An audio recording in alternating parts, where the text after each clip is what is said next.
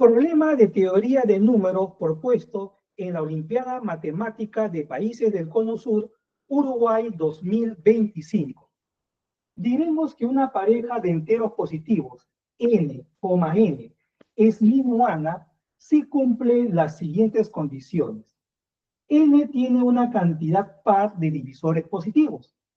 Si D sub 1, D sub 2 hasta D sub 2K son todos los divisores positivos de N, con 1 igual a D sub 1, menor que D sub 2, menor que, y así sucesivamente, menor que D sub 2K, donde este último obviamente es igual al mismo número N, entonces todos los divisores positivos de N son 1, D sub 1 más D sub 2, D sub 3 más D sub 4, D sub 5 más D sub 6, y así sucesivamente hasta el último divisor, D sub 2K menos 1 más D sub 2K, que tendría que ser obviamente el mismo número N.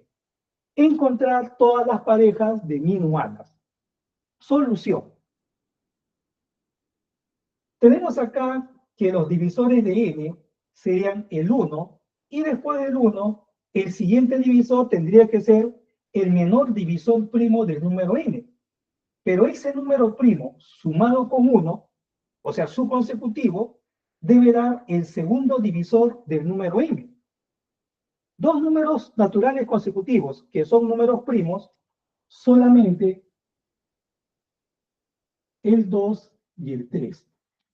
Ahora, nótese que como m, sus dos primeros divisores son 1 y 3, entonces m no es divisible por 2, y por lo tanto, n es un número impar.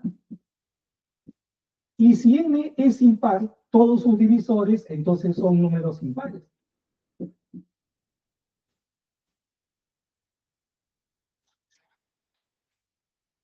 Ahora, acá tendríamos ya una solución, ¿no? Cuando n es igual a 2 y n es igual a 3, tenemos una pareja de minuano.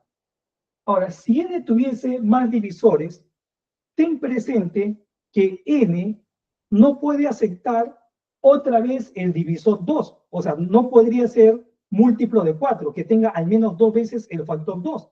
Porque si n fuese múltiplo de 4, el último divisor, como sería el mismo n múltiplo de 4, el divisor anterior a él sería su mitad. Pero la mitad de un múltiplo de 4 sería un número par. Por lo tanto, estos dos últimos divisores serían pares. Pero esa suma tendría que ser el mismo número m. Y es una contradicción porque m es impar. Por lo tanto, n en su descomposición canónica acepta solamente al factor primo 2 una sola vez. Ahora,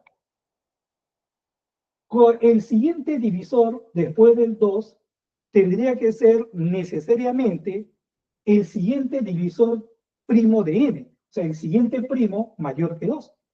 Vamos a llamarle a ese primo un número p. Si el siguiente divisor fuese también otro divisor primo, o sea, el siguiente primo después del p, pero ten presente que esta suma tendría que ser el siguiente divisor de m.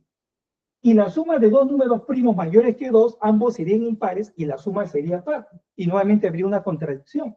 O sea, no podría ser el siguiente número primo. Por lo tanto, el siguiente divisor tendría que ser necesariamente en orden creciente el 2 por pi. Entonces, esta suma, P y 2P, sería 3P. Y ese sería el siguiente divisor. Como el que sigue al 3 es 3P, tendría que ser entonces necesariamente 3 al cuadrado. Porque no podría ser, o sea, 3 y otro divisor primo, ¿no?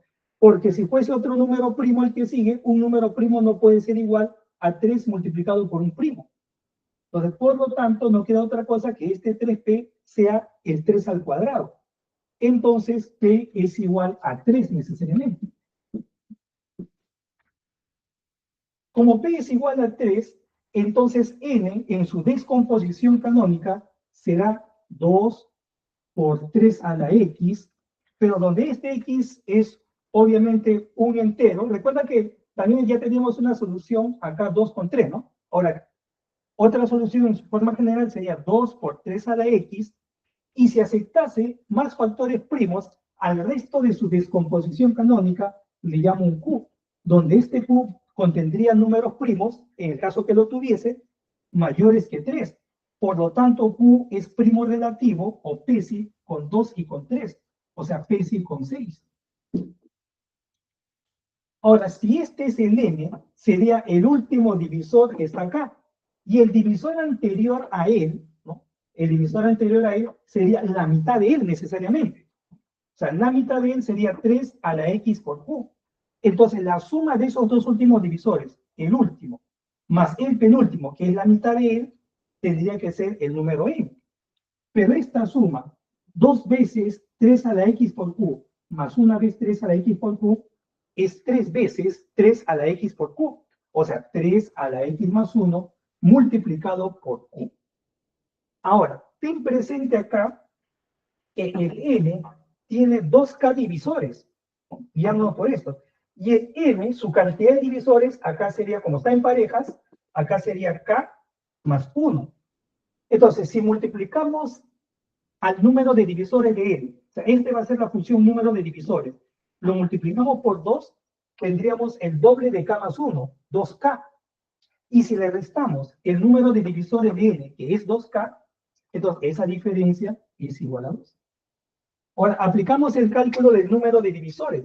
Recuerda que esta función es una función aritmética multiplicativa.